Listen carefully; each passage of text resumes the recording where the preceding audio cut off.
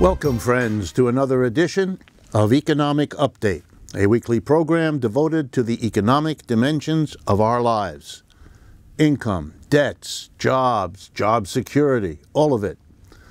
For ourselves, for our kids, for the community we live in. I'm your host, Richard Wolff. I've been a professor of economics all my adult life, and my hope is that it's prepared me to be a useful analyst of the last week's major economic events. So let's get right to it.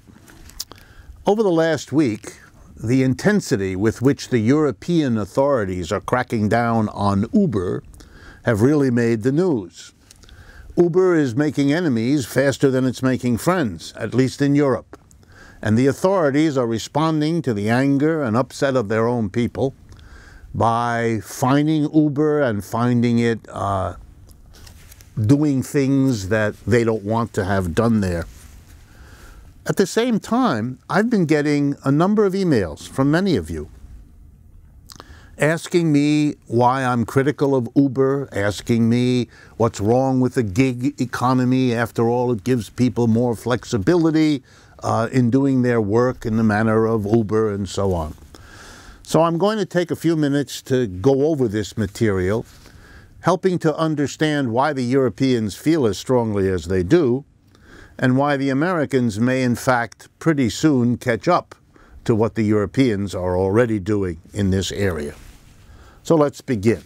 And the way to do this, as with so many important issues, is to go back a little bit and do the history. Many industries deal directly with the public. That is, they provide a good or a service to the public. And in the history of capitalism, this has always bred real problems pretty soon.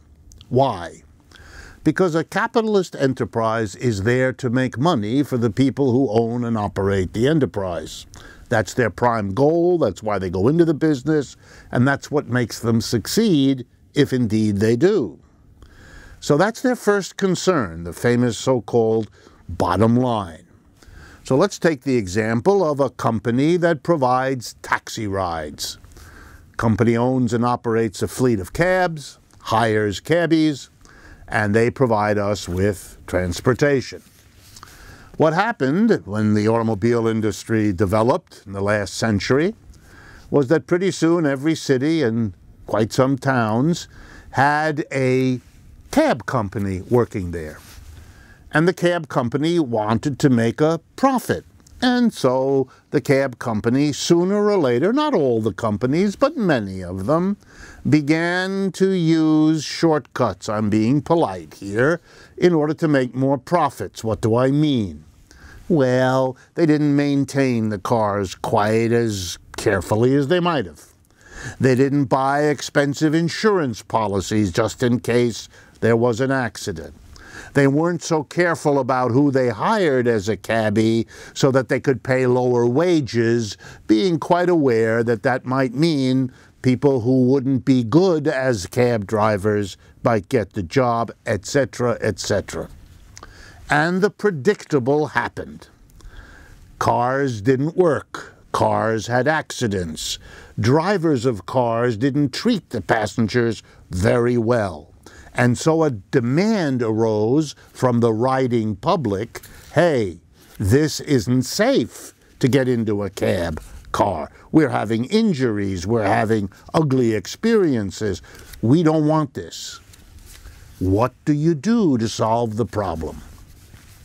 The way it was solved was not to admit that there's a problem when you want to provide a service for people and you put that job in the hands of a profit-making enterprise whose first objective is profit. There wasn't an honest facing that this is a dangerous situation because there are countless ways in which making more profit can be not so good for the service you're supposed to provide. Cab driving was just one example. So here was the solution. A commission was established. The government was called in, set up a taxi and limousine commission, for example. That's what it's called in New York City, but other communities have that too. And the commission made the following rule. there must be such and such inspection to maintain the quality of the car. There must be such and such an insurance policy in effect.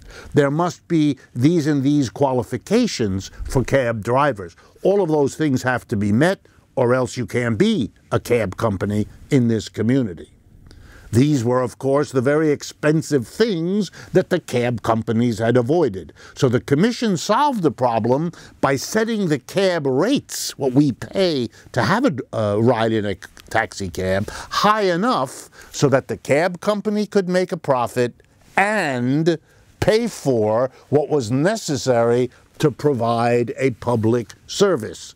It was a stark recognition, never spoken in so many words, that if you leave it to the private capitalist motive, it isn't safe. You have to bring in the government representing the interests of the people to get the quality of service that you want. And so it came to be that cab drivers were in safe vehicles, well insured, properly vetted, etc. And we paid the rates that made that all possible, plus a profit. Well, no sooner is this done than the very solution I've described creates the incentive for what? For Uber. What do I mean? For some company to come in, find some excuse, some way to be able to offer the cab services at the nice high prices that the Commission had set, and yet not pay the high wages, the insurance policies, the maintenance fees that the other company, in other words, they would then have a real big profit. They'd get the high rates set by the Commission, or the equivalent, but they wouldn't have to pay what was required of the existing cab companies. All that Uber is the latest effort to do exactly that. They had a new technology. They made a big thing about the new technology. Then they made a big thing about every driver is on his own or on her own. Work the hours they want, when they want. The flexible gig economy. The new way of doing business. Free, flexible hours for workers. Isn't it wonderful? That was the hoopla. That was the hype. Underneath, it was a very old game. We're going to get taxi prices without taxi costs, because we're going to not maintain the cars, not going to insure the cars, and allow anybody and his brother or sister to drive a cab or to drive an Uber car. Guess what? Around the world, exactly now is happening what happened in the cab companies in history. What? The insurance isn't adequate. The cars aren't properly maintained. The drivers are not reliable, safe, vetted people. And the results are history repeating itself, which is why there's an outrage around the world, led by the Europeans these days, saying, what in the world are we doing? We're simply redoing our own history. We know how badly this story ends. There shouldn't be an Uber. Or to say the same thing another way, we have taxis.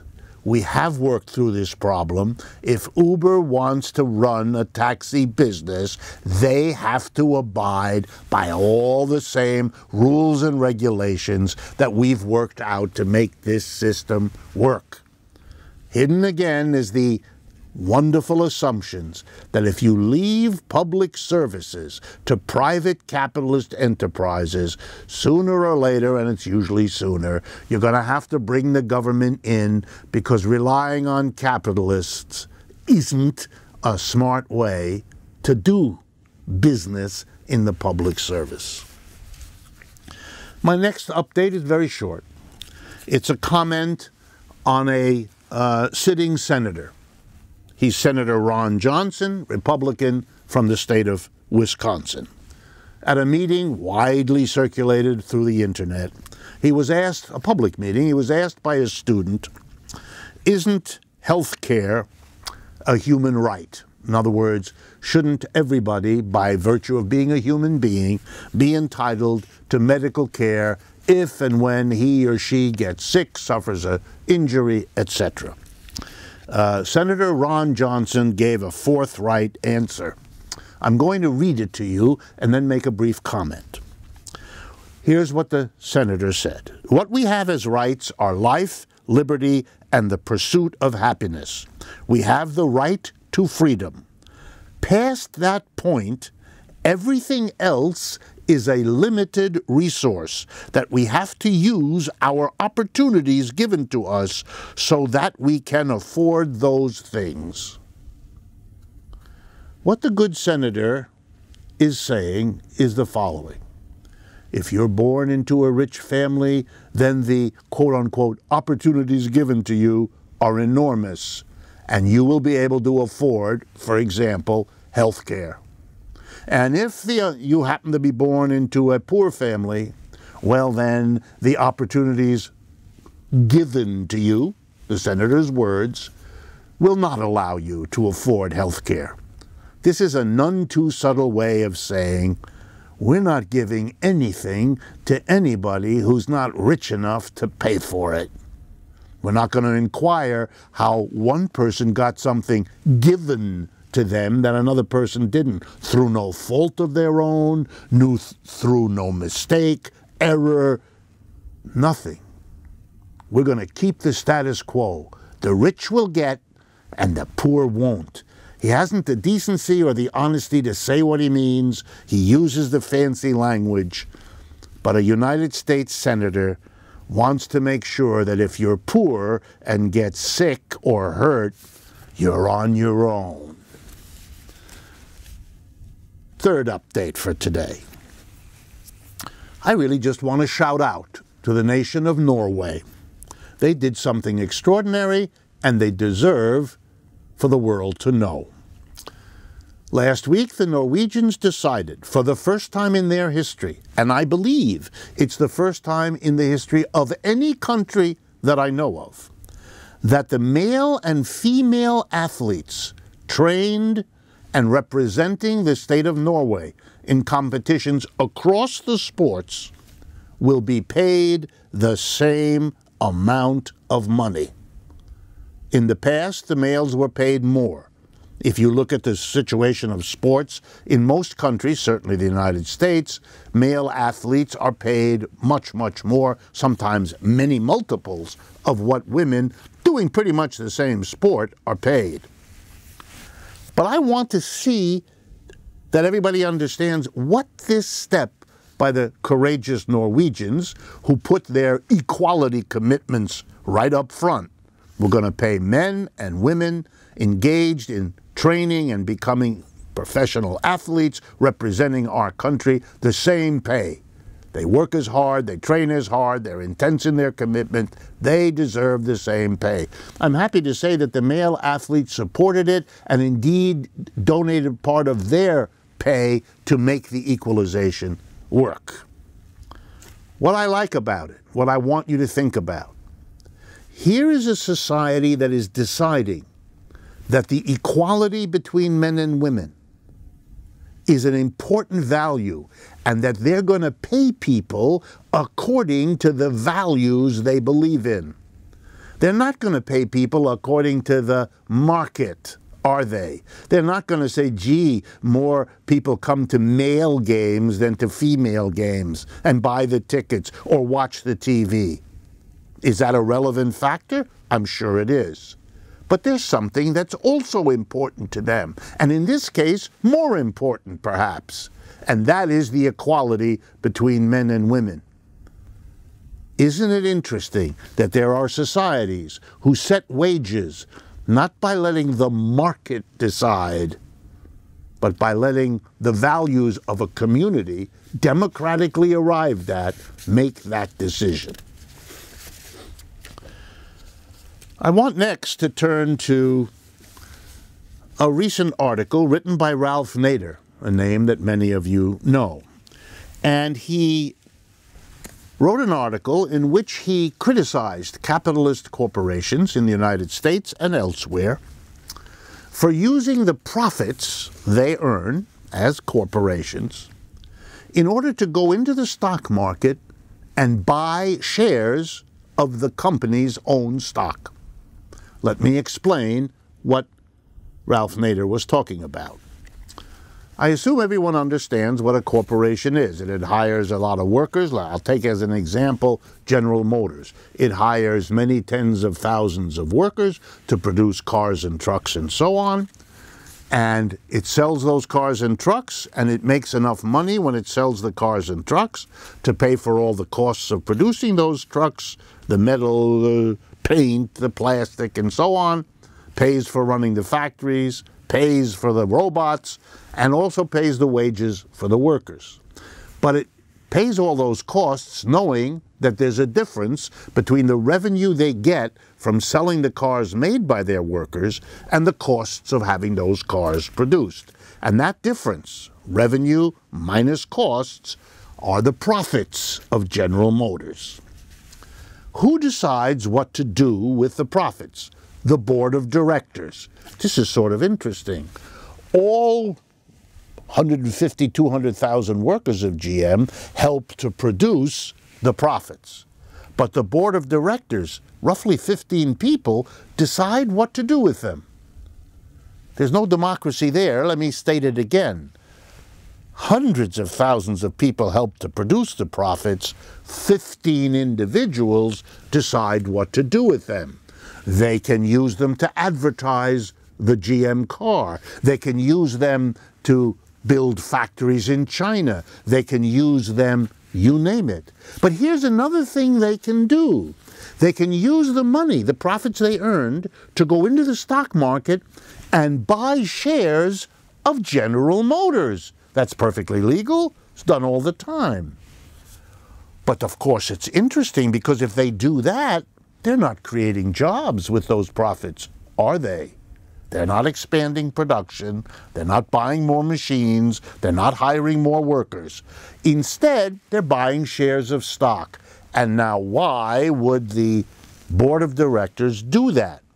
Well, it might be that a bunch of those directors, all of them, some of them, the key ones, who knows? But it might be that they own shares privately as individuals, perfectly legal. So if the company goes into the stock market and buys a lot of shares, it'll drive up the price of the shares, which they as individuals own. So they can then sell their individual shares at the higher price. Their position as an executive of the company, as a director, was now able to advance their wealth as an individual. Using the profits all the workers made, they enhanced their own position. Ralph Nader calls them out.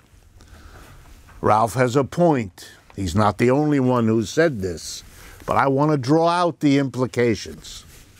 Why do we have an economic system that allows tens of thousands of people to work to produce a profit that is then the property of somebody else?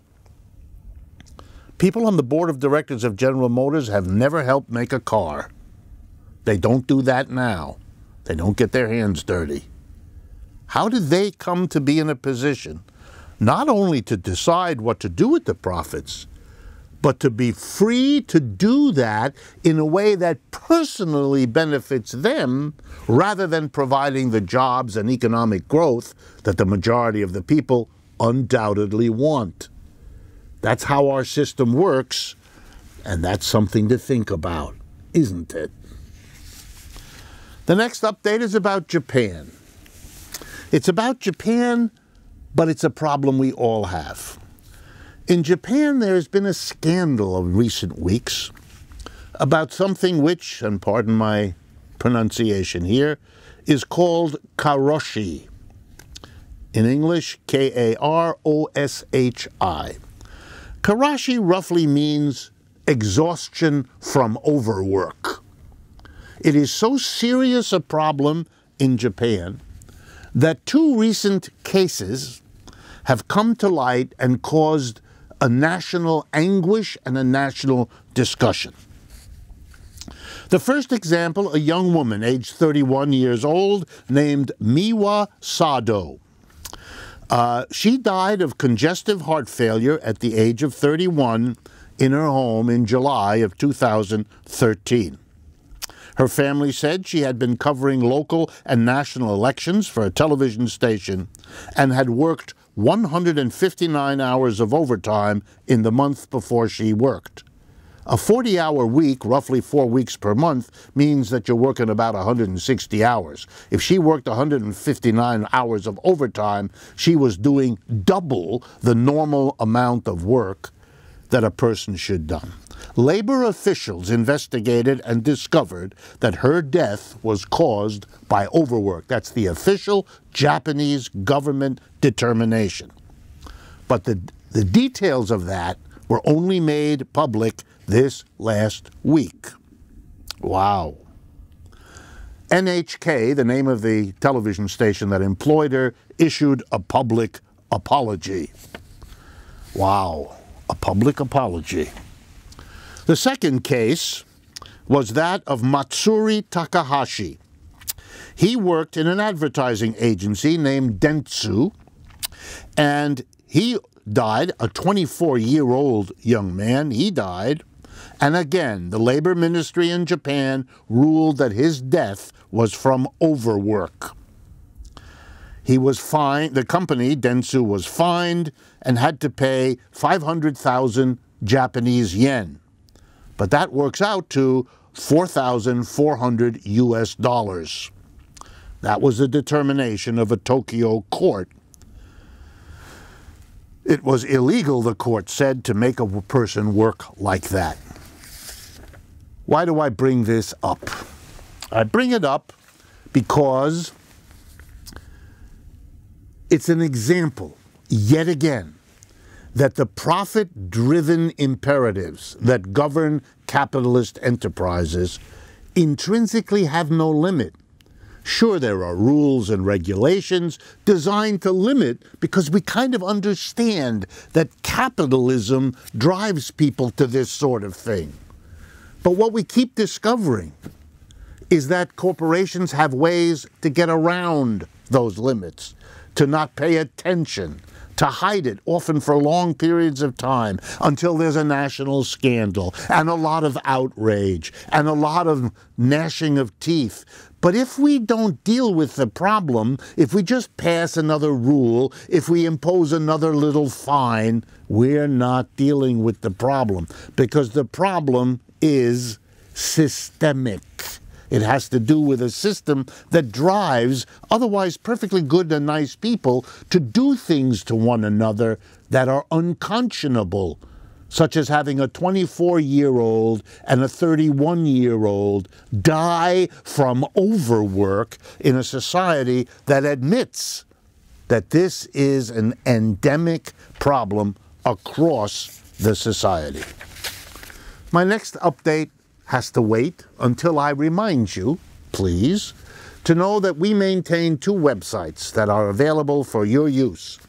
And what I mean by your use is that you partner with us. That's why we do this work, in the hopes that you find it interesting, but also that you will share it with other people and therefore extend our reach.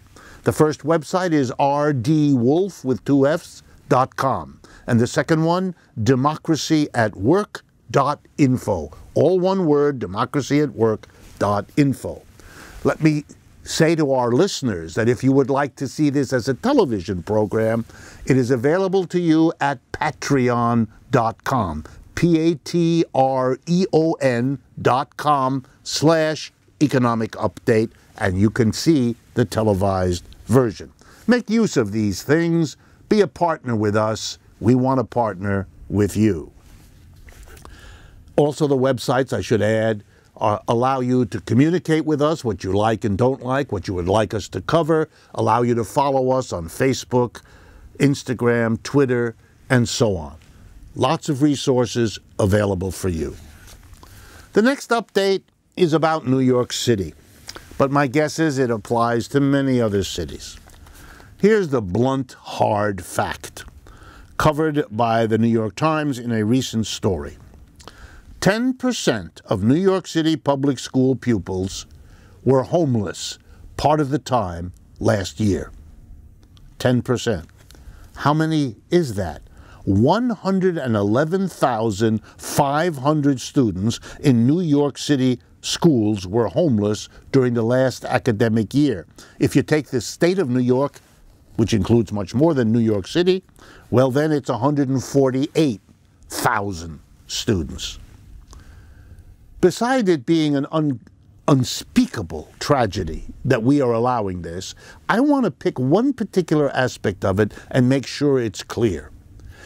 There have been 100 studies, and the New York Times story documents them. Studies that show that a homeless child falls behind in school. He or she has to move from one relative to the next, in one school, out of another, out of school altogether for weeks at a time. All of these things are reasons why their reading, their math skills, and so on will slip behind.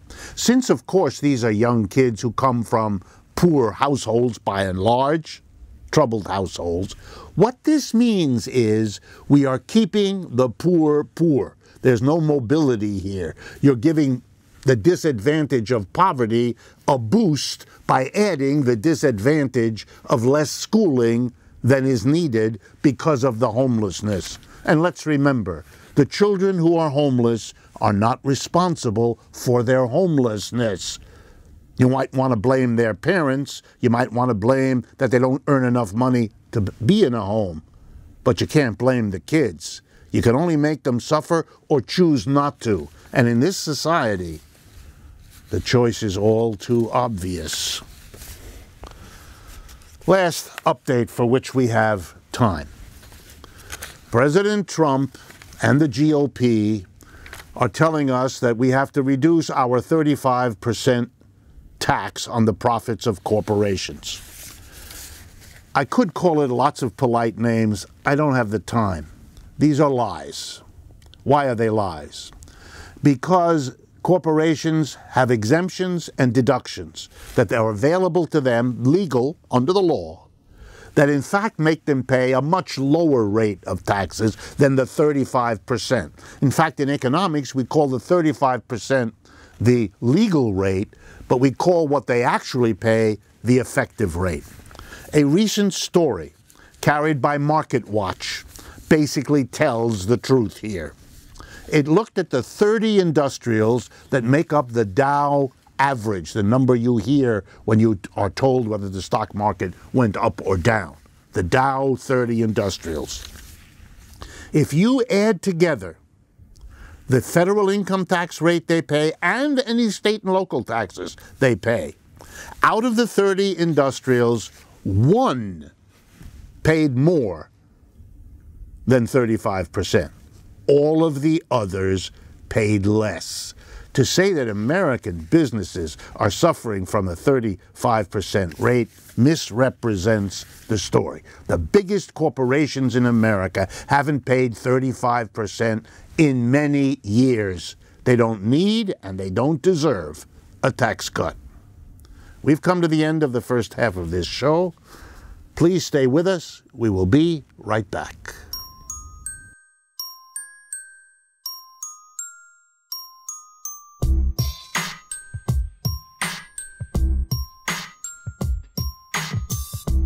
Welcome back, friends, to the second half of this edition of Economic Update. For this second half, I want to deal with a subject that, of course, we have dealt with before, but is perennially on folks' minds. And I've been getting more and more emails from you that make that abundantly clear. And then there have been two events that also kind of put this on the agenda yet again. Recent polls in the United States have shown that people under 30, when asked the question, which would you rather have, capitalism or socialism, have surprised lots of us by basically saying socialism. And we obviously are still reacting to the fact that Bernie Sanders made a very impressive run for the presidency inside the Democratic Party with a self-identification as a socialist. And so it becomes important to ask, what is this socialism? How has it been understood? And is it, in fact, once again, on the historical agenda? And I thought it might be useful to go over the story of socialism, its past, its present, and its future, in order to answer this question. And I mean no disrespect when I say that the young people under 30 that I encounter as a college teacher and in the rest of my life, who are saying that they prefer socialism, at least a majority of them, are very honest and forthcoming in subsequent conversations that what they really mean is not so much that they like socialism, but that they don't like the capitalism that confronts them. The world of work, the world of income, the world of college debts, all of that.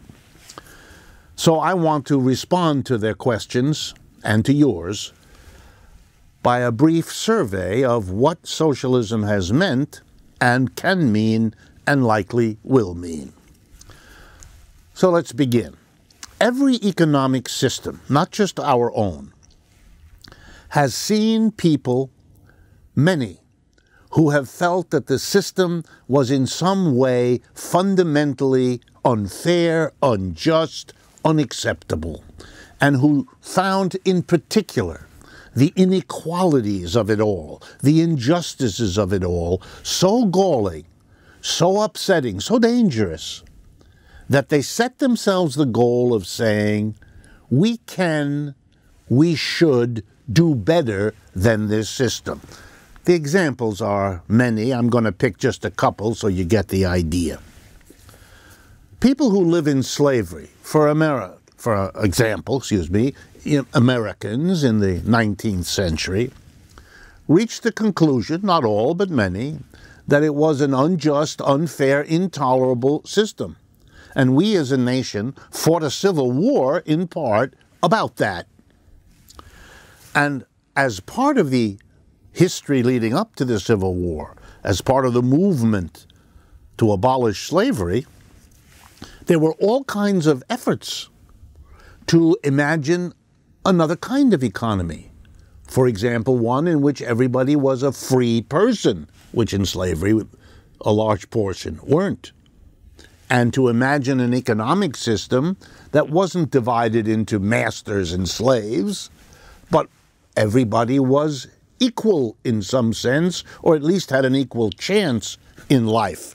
They didn't call themselves, many of these people, socialists in those days, but it's where we're going when we see what that word will come to mean.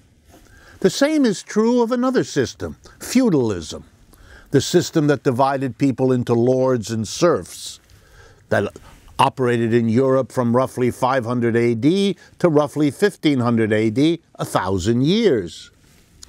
Eventually, that system produced enough people who felt it was unfair, unjust, and intolerable that they made a revolution, the most famous of which, the French Revolution of 1789.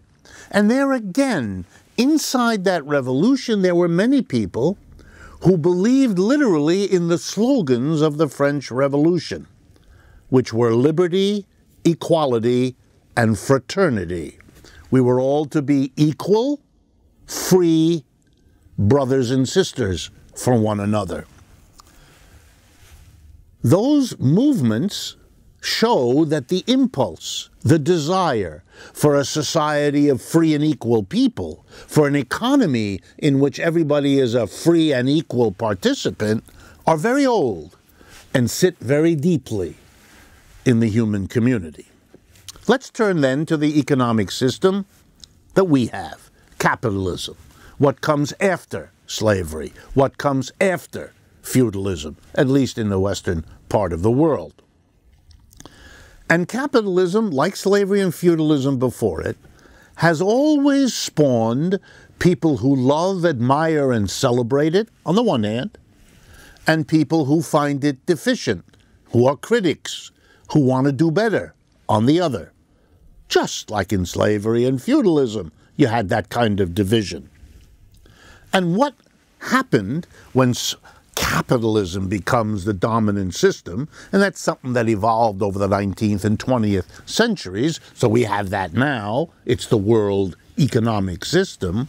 What happened in the 19th and 20th century was that people who were critical of capitalism, who found it wanting, began to assemble to talk to each other, to teach each other, to inspire each other, and to build a critical movement to go beyond capitalism. And it took the name socialism. On other programs, I've talked about why that particular name. I'm not going to deal with that today. Socialism became, particularly in the 19th century, the kind of main critical movement in relationship to capitalism. So let's review what was the criticism that the socialists made. What was it about capitalism that they didn't like and that they wanted to do better than? The first is the concept of private property. The notion in the socialist mind was that you cannot have an economy that works for all the people if you only allow a very small number of those people to own what they call the means of production, the land, the factories, the offices, the machines. If those are, quote, privately owned by a relatively small number of people, this will create an inequality between those people and the mass of people who don't own land, equipment, machines, tools, and so on. And the socialists argued that if you are democratic, and you mean that seriously, if you want the economy to serve the majority of people, then you have created a monster if you allow a small minority to own the means of production, because they will dominate the economy, and there goes your democracy. So the socialists said property shouldn't be owned. By the way, they didn't mean personal property, your shirt, your toothbrush, your socks. They're not interested in that. That's, of course, your personal private property. They meant productive property, property that is used to produce the goods and services we need as a society to live. Means of production should not be private property. They should be social property. That's in part what the word socialism comes from. The means of production should be owned by everybody equally. And the only way the socialists understood how that could work was to have the representative of everybody, the government, the state, in a democratic society. It should be, in a sense, the steward, the owner, the master of the means of production, with the job of making sure that the land, the factories, the offices, the stores, the machines were used in a way that benefited everybody equally. That was the idea. The second thing the socialists were angry about in terms of capitalism was the reliance on the market. Capitalists seem to think that the way you distribute goods and services, the products of our work, is to sell them for the best price you can get to the buyer who can afford to pay that price. The market is a place where buyers and sellers meet and navigate and negotiate what price they will exchange their money and their goods for. What the market, of course, does is allocate scarce goods and services to the people with the most money, because they're the ones who can pay for it. And the socialists immediately backed up and said, wait a minute, the goods and services that are produced in a society should be distributed in some generally equal way to people in that society, based perhaps on their needs, based perhaps on what the society as a whole would like to accomplish, but they shouldn't be distributed by giving them to the people with the most money. That would be good for those people, of course, those with the most money being able to get what they want, that's good for them, but it's not good for the society as a whole, said the socialists. So the critique focused on private property and the means of production and markets. They were the institutions that socialists thought made capitalism unfair, unjust, and unbearable. So that the solution the socialists offered kind of flows logically from their analysis. They wanted to replace private property with socialized property, property owned and operated by the government for everybody. Sort of like the government operates the public park for everybody, and the government operates the streets and the roads for everybody. Well, it would operate industry and agriculture, again, for everybody. And the second thing the socialists said, we don't want markets, because markets distribute to the people with the most money.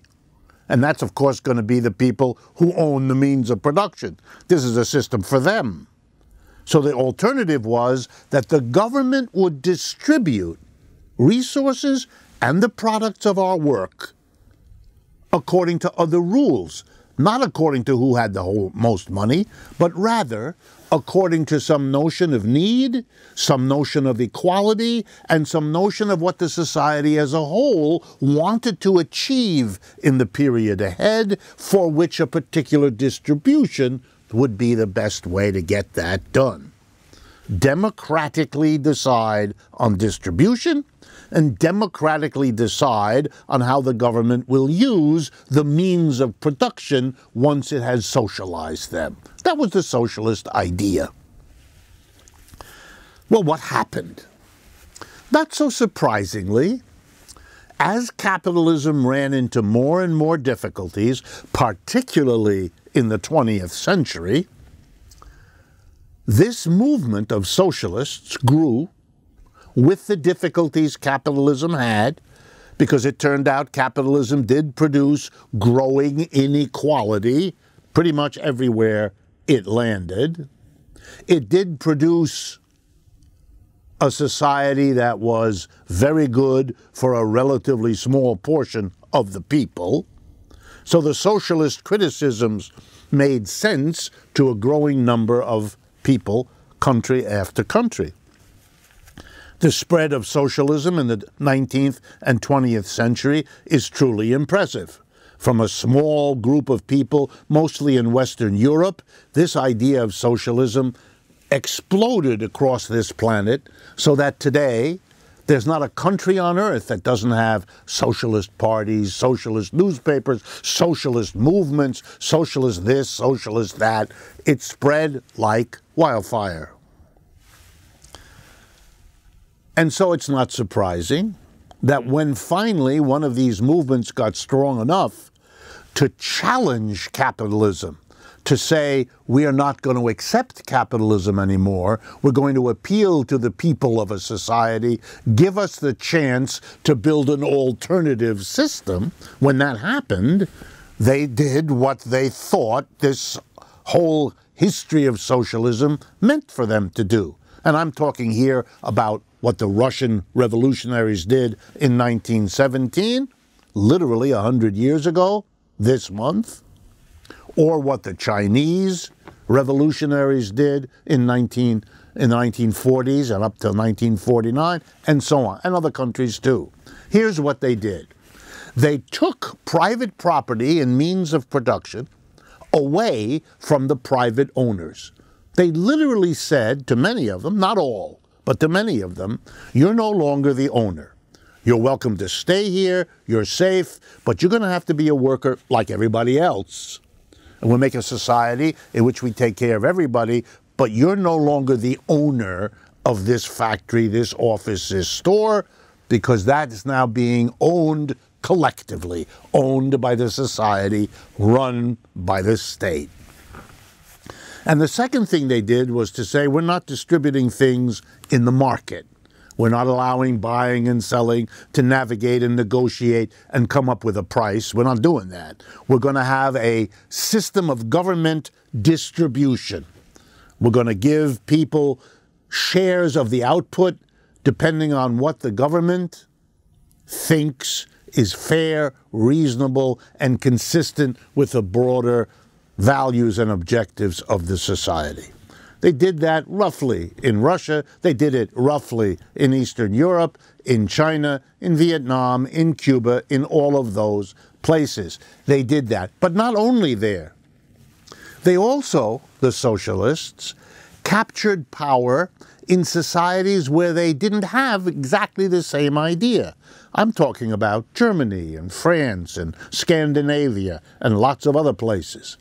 Their idea of socialism was, no, you don't have to take the property from the private, and you don't have to do away with the markets and have the government do it.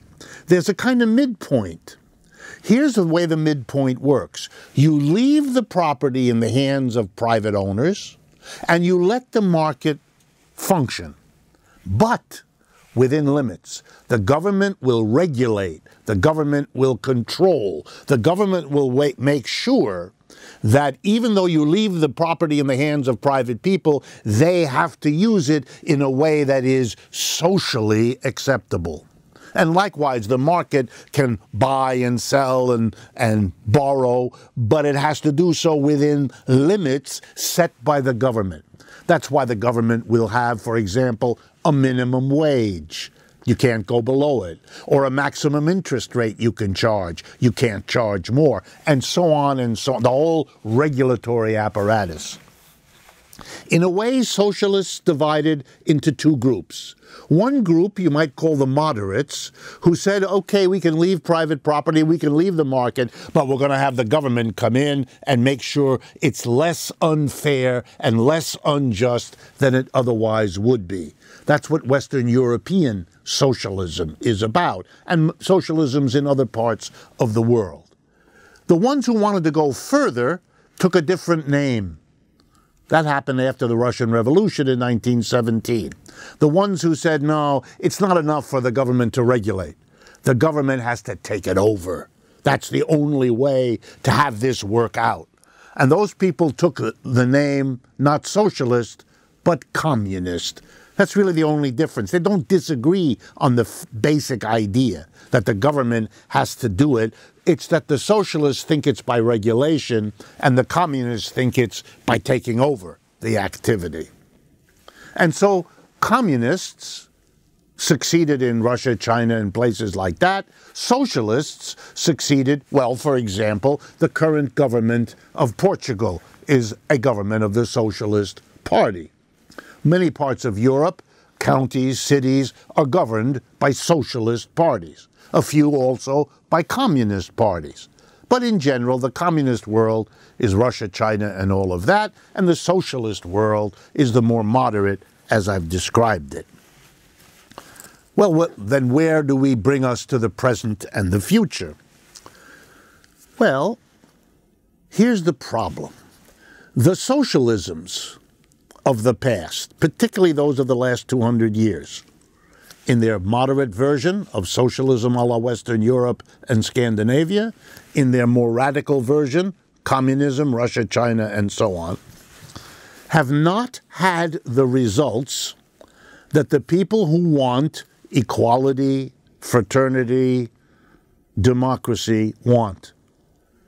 They may be better than a private capitalism that isn't socialist at all, where private enterprise and private property and markets can do their thing, with a government taking a minimum role, minimal regulation, and so on. Maybe better than that, but it isn't anywhere near liberty, equality, and fraternity.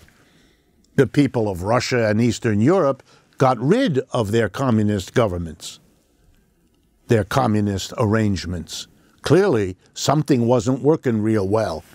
And China today has as big a capitalist sector as private property and markets as it has a government sector. In other words, something didn't work in that socialism.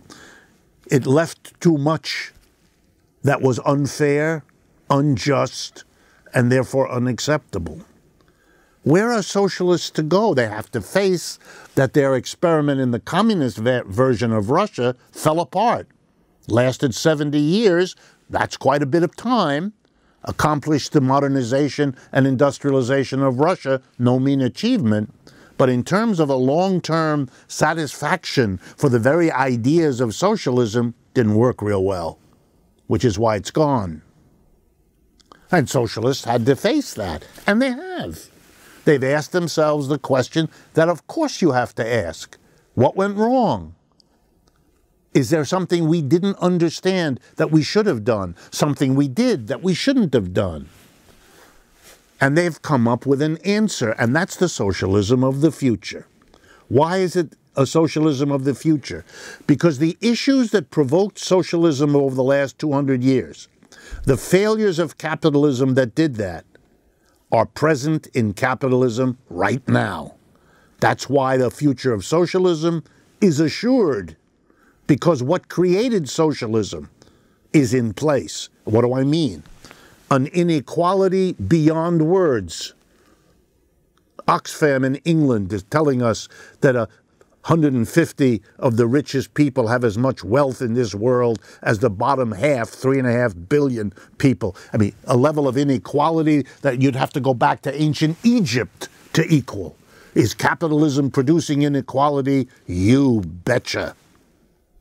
Earlier in this program, I had to report that 15% of the school children, 10 to 15% of the school children in New York City are homeless. This is one of the richest cities on this planet. It can't provide homes for people. What is that? Inequality, injustice, instability. Capitalism's flaws are screaming today, in some ways more than ever. But the socialists can't do what they've done before. There have been too many failures.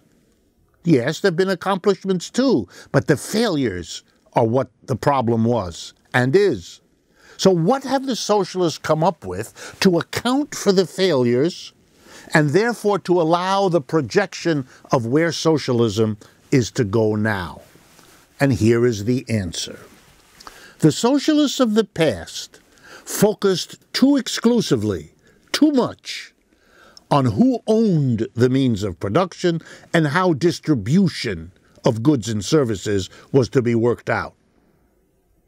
What they didn't focus on was how production itself was organized. What happens in the workplace? The factory, the office, the store. What happens there among people as we produce the goods and services without which we can't live? And that's what socialism didn't attend to. Because in capitalism, what's crucial about the organization of production has been and is that a tiny group of people, the major shareholders who own the company, and the board of directors, usually 15 people, elected by those shareholders. That tiny group of people, in enterprise after enterprise, makes all the decisions. What to produce, how to produce, where to produce, and what to do with the profits that everybody's work helped produce. And to no one's surprise, say the socialists, the tiny group of people who own and operate the enterprises make those enterprises work first and foremost for them. That's why they are rich, that's why they are powerful, that's why they can buy politicians, etc., etc., etc. Therefore, if you want to do better than capitalism, if you want to project an image of a future socialism that will not repeat the mistakes of the past, then you have to go beyond private versus public ownership of the means of production, and you have to go beyond markets versus planning distribution. You have to add to those conversations something the old socialists didn't do: the transformation of the workplace. It has to become the core of what a future society that socialist would be. And what does that mean? That everybody at the workplace, one person, one vote, together and democratically decide what the enterprise is going to do, what it produces, how it produces, where it produces, and what is done with the profits they have all worked hard to produce.